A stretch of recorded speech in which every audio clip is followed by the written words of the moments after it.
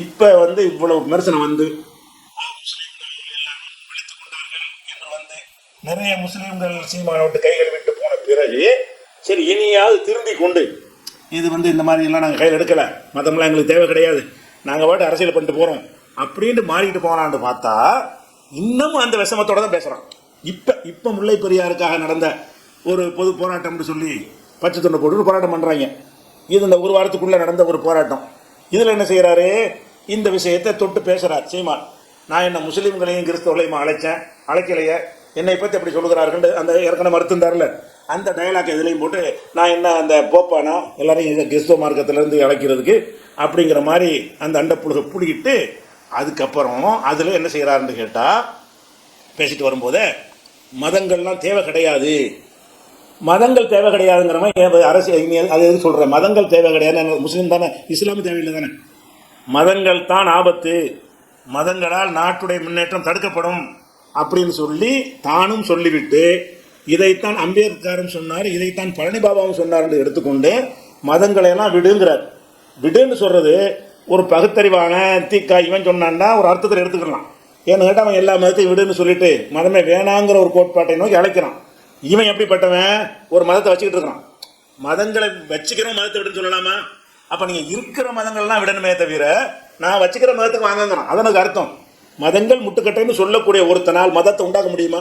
இவன் பேசுகிறான் காகிதம் இல்லத்து பழனி பாபாவே வேணான்னு பொய் சொல்கிறான். அம்பேத்கரும் சொல்லலை, அம்பேத்கரும் இவன் சொன்ன மாதிரி சொல்லலை, பழனி பாபாவும் சொல்லலை, ரெண்டு பேரும் சொன்னாங்களே எப்படி, இந்த மதத்தான் முட்டுக்கட்டை, நாட்டை விட நீ மதத்தை பெருசாக நினைத்தான் அவனை எவனாலையும் காப்பாற்ற முடியாது என்று அம்பேத்கர் சவுண்டை ஏற்றி உண்மை மாதிரி பேசிடுவான்.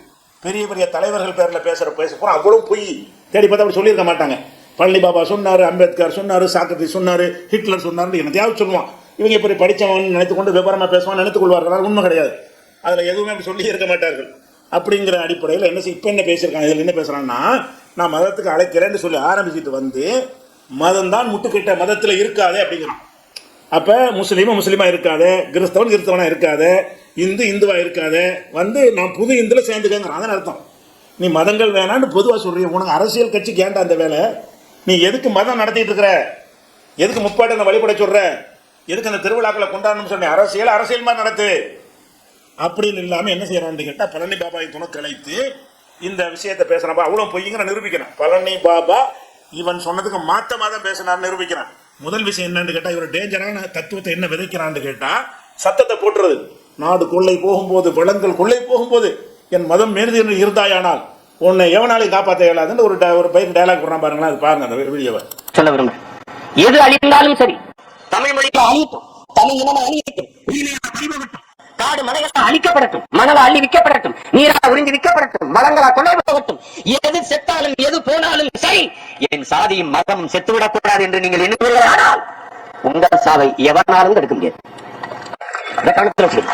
அதாவது என்ன சொல்றான்னு கேட்டா ஒன்னொன்னு வழக்கம் சொல்லிடணும்ல, நாடு எக்கெடுக்கட்டு போனாலும் போட்டும், வளங்கள் கொள்ளை போகட்டும், அப்படி போகட்டும், இது போனாலும் சரி, என் சாதியும் மதம் தான் வேணும் ஒருத்தர் இருப்பானையானால் அவனை எதுவும் காப்பாற்ற இல்லாதுங்கிறான்.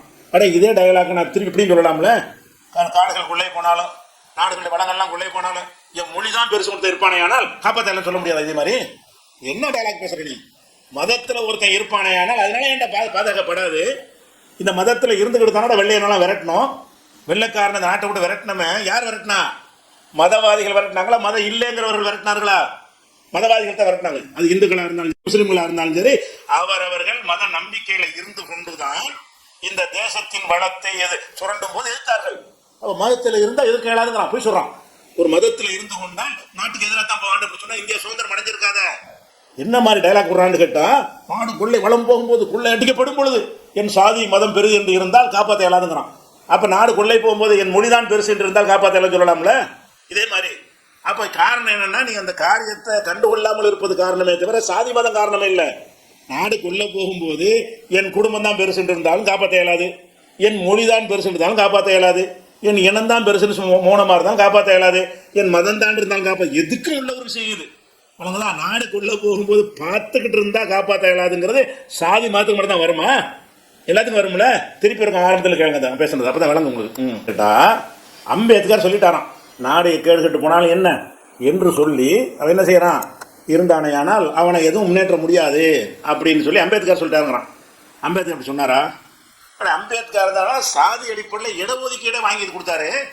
அம்பேத்கர் தான் அரசியல் சாசனம் எழுதும் பொழுது சாதி அடிப்படையில் தலித் மக்களுக்கு ரிசர்வ் தொகுதி செஞ்சு கொடுத்தவர் யாரு? அது வேணாம்னு நினைச்சாரா? சாதி வேணாம்னு நினைச்சிருந்தா செஞ்சிருப்பாரா? அப்ப இடஒதுக்கீடு கொடுத்தது யாரு? அவங்களுக்கு 10 ஆண்டுகளுக்கு அந்த இடஒதுக்கீடு கொடுத்து ஆகணும்னு அரசியல் சாசனத்தில் எழுதி வச்சவர் யாரு? இன்னும் சொல்ல போனா மதமே வேணாண்டு அம்பேத்கர் நினைத்திருந்தாரையானா அவர் இந்து மதத்தை எதிர்த்து கொண்டிருந்தவர் ஒரு நாத்திகரா மாறி இருக்கலாமே. புத்த மதத்தில் ஏன் சேர்ந்தாரு? அவரும் அவருடைய தொண்டர்களுமாக சேர்ந்த லட்சக்கணக்கான பேர் புத்த மதத்தில் போய் சேர்றாங்க. அப்ப அவர் என்ன கருதல? மதங்கள் பிரச்சனை இல்லை, மதத்தில் இருந்தாலும் போராடினா தான் காப்பாற்றணும். நீ மொழிவெறியனா இருந்தாலும் உனக்கு ஆபத்து வந்தால் இறங்கித்தான் ஆகணும். இறங்குறதுனால அந்த இது வெற்றி பெற முடியுமே தவிர அந்த மதத்தில் இருந்தால் முடியாதுன்னு அம்பேத்கர் சொன்னார்னு சவுண்டை போடுறான். அம்பேத்கர் அப்படி சொல்லவும் கிடையாது, அவருடைய ஒட்டுமொத்த வாழ்க்கையில் நடக்கவும் கிடையாது. இந்த தாழ்த்தப்பட்ட மக்களுக்காக, அந்த சாதி மக்களுக்காகத்தான் அவர் போராடினார். அந்த சட்டங்கள் வகுக்கும் பொழுது அதில் என்ன அனைத்து விஷயமான இதனையும் கவனத்தில் கொண்டு செஞ்சார். அப்போ அம்பேத்கர் சொல்லிட்டாருன்னு சொல்லிட்டு தலித்து மக்களை ஈர்க்கிறாங்களாம். நீங்கள் மதம்லாம் உங்களுக்கு வேணான்ட்டு என் மதத்தில் சேர்ந்துக்க. அதான் விஷயம். வேணாம், எதில் சேர்ந்துக்க? என் மதத்தில் சேருங்கிறான். அடுத்து பாருங்க.